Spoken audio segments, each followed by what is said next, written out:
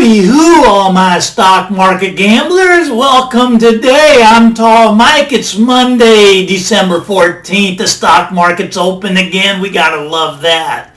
What I want to talk today about is why the stock market is up 250 points right out of the gate. We jump up 250 points on the Dow.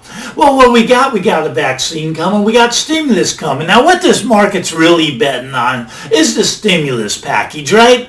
All right, so this one's $900 billion. Now, is $900 billion going to be a big enough stimulus package to save the stock market through the end of the year? We know this is just a down payment. The $900 billion, I mean, in January, we'll probably get another $2 trillion, maybe $3 trillion.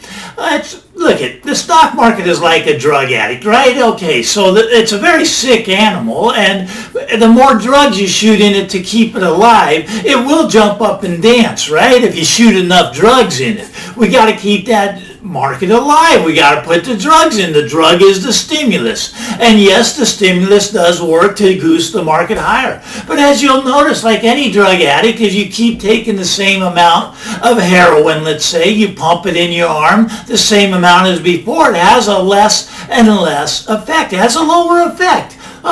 So we need more and more stimulus. We're not going to stop at 900 billion. We're going to, like I say, January, probably get another trillion, maybe 2 trillion. But over the next year, I think we're going to get about 6 or 7 trillion. Within this time next year, we'll be 6 or 7 trillion dollars more in debt as a government, and we'll be 6 or 7 trillion dollars more injected into the stock market, which should continue to make it jump up a little bit. Look, if they can make the stock market go from 30,000 on the Dow to 60,000 on the Dow tomorrow, so all they got to do is just inject 20 or 30 trillion, and it'll do it in one day.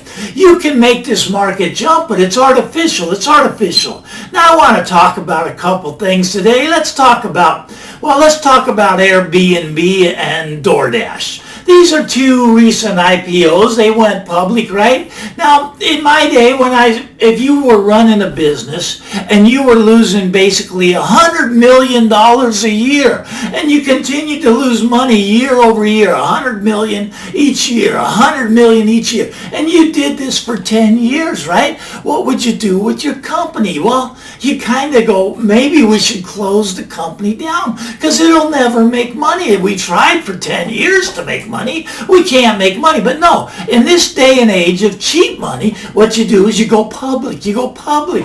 Now, Airbnb went public, and it came out with, it's valued at $100 billion, with it be $100 billion, but yet the company's never made money. It's lost money for the last 12 years. 12 years in a row. Lose money, lose money, lose money. Oh, let's dump it on the American public. And sure enough, the American public bought it.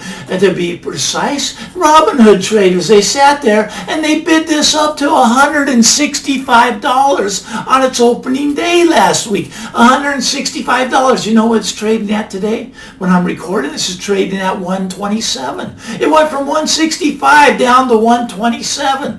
Technically, that's already in a bear market, but yes, it was way overvalued.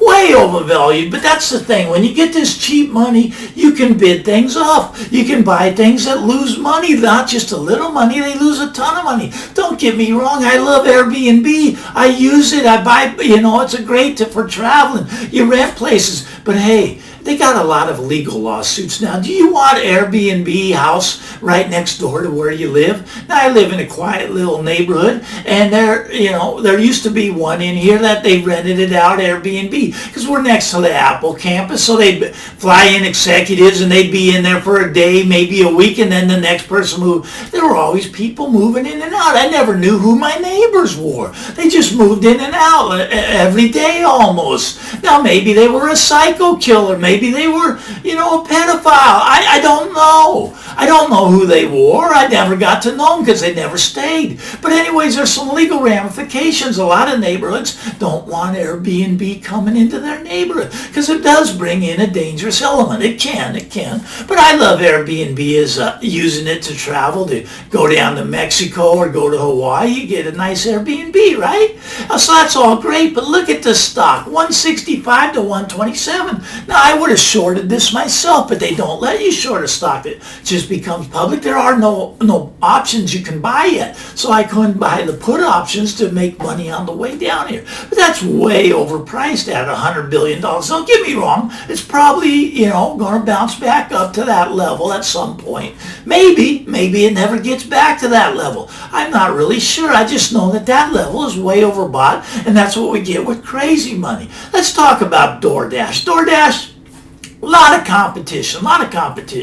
You got Uber Eats and you got many other delivery companies out there, and they never make any money. Well, how can they make money? They charge you a couple of bucks to go to the restaurant and bring the meal to your door. Once again, I love the service. I use it. I'll stay home, give them a couple dollars, and they can bring the meal right to my door, especially during this time of COVID. But what do we got? We got DoorDash going public. Anyways, $66 billion valuation. Okay, so once again, the Robinhood traders came in here at $195 on opening day. They bought this at $195. It's down to $156 right now. $195 down to $156. How do you think they felt? Do they feel like the bag holder? Maybe DoorDash goes back to $195.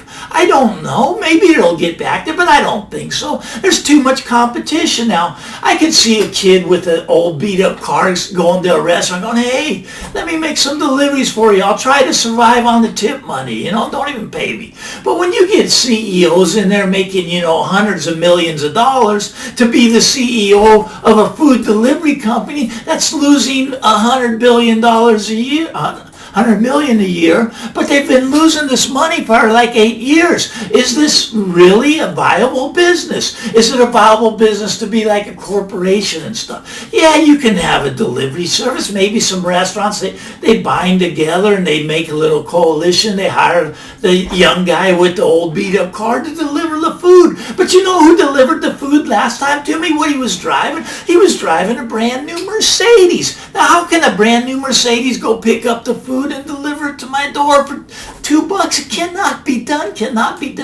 I think these companies will continue to go lower. I do. I think they'll lose 90% of their value and then just flatline out up there. Everybody thinks these are the hot IPOs because they've heard of them. You've heard of Airbnb. You've heard of, DoorDash. And you get these Robinhood traders. They're retail traders. They'll buy anything. There's so much cheap money out there. It doesn't have anywhere to go, so it chases these things. It chases them.